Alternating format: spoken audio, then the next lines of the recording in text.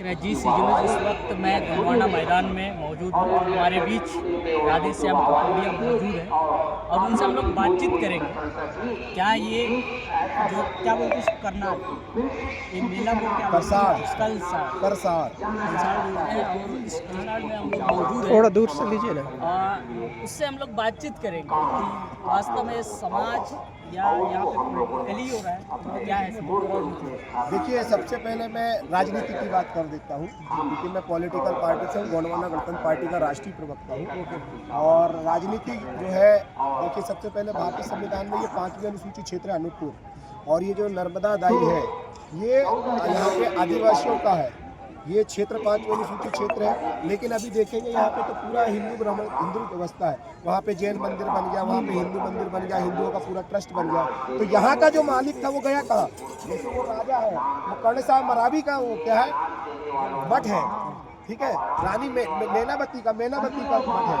तो जिसका जमीन था, जिसका इतिहास था, इस राजनीति ने उसका जमीन, उसका इतिहास खा गया, ठीक है ना। तो हमको सबसे पहले यहाँ के जो जितने भी ST SC OBC के लोग हैं, इस देश के मालिक है, इस देश के आदिवासी है। जब संविधान नहीं बना था तो इनको क्या बोला जाता था?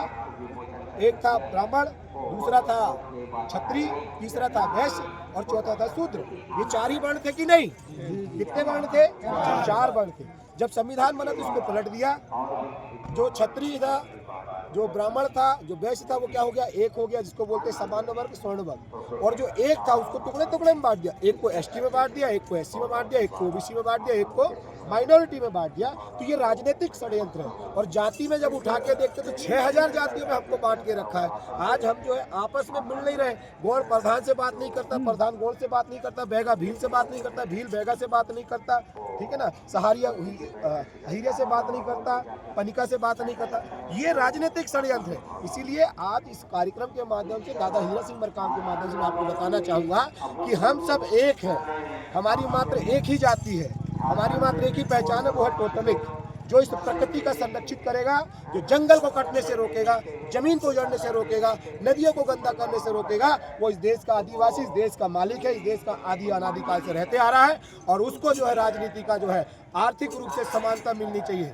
राजनीति किसके लिए?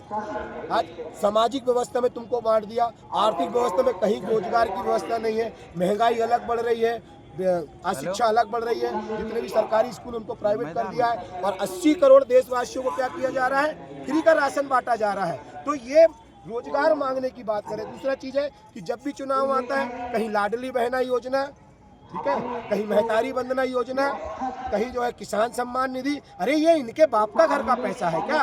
ये देश के मालिकों का पैसा है। और देश के मालिकों को जो है अशिक्षित रखा जा रहा है। दादा हीरा सिंह मरकाम ने इनको जगाने का काम किया, जगारमान काम किया। इसीलिए एक छोटा सा बादला मैं आपको पढ़ता हूँ। उच्चेरतीमान जगारमान गोंडवाना के सगा बिडार बंदा को सेवा जोहार किया तूने, सेवा जोहार किया। जितने भी हमारे सगा बिडार उसको जागना चाहिए और ये जाति पात से दूर होकर जो है टोटमिक बनना चाहिए। अपने प्रकृति को संरक्षित करना चाहिए, अपने बच्चों को संरक्षित करना चाहिए, अपने बच्चों के भविष्य को देखना चाहिए। यदि खेत बचेगा तो नस्ल बचेगी, फसल बचेगी तो नस्ल बचेगा, खेत बचेगा, जमीन बचेगा तो हमारा इतिहास बचेगा। जब जमीन ही नहीं रहेगा तो कहाँ जाओगे? आज डैम बनाने के नाम से विस्थापित किया जा रहा है, कोयला खदान के नाम से विस्थापित किया जा रहा है, सेंचुरी बनाने के नाम से विस्थापित किया जा रहा है। अरे जो यहाँ का मालिक उसी को विस्थापित कर दोगे तो यहाँ रहेगा क्या?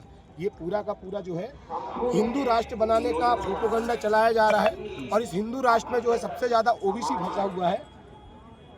हिंदुओं की परिकल्पना देखना है तो इतिहास पढ़ लीजिएगा, मैं नहीं बोलता, ठीक है, हिंदू कहाँ से आया, कितना % है। यदि आपको सच में यदि इतिहास जानना है तो आपको इतिहास में घुसना पड़ेगा। सर, हिंदू राष्ट्र बनने जा रहा है, धीरेन्द्र शास्त्री बोल चुके हैं, आप कैसे? अरे धीरेन्द्र शास्त्री के बाप का देश है क्या ये? धीरेन्द्र शास्त्री के बाप का देश है क्या?